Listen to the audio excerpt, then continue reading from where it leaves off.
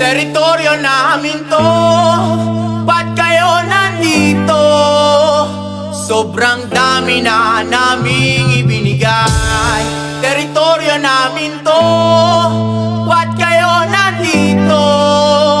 Ito'y tahanan namin, di bibigay. Isang kaigisan ko ka, ako'y isang maralita. May dugo akong Pinoy at di ko ikakaila. Taas noo kahit kanino, lalo-lalo na sa iba laing gusto mangangkin ang teritoryo Pilipinas. Ang bansa ng aming lupang sinilangan, pero di kami papayag na kami tapak-tapakan at hamakin at kuhanin ng hindi sa inyo.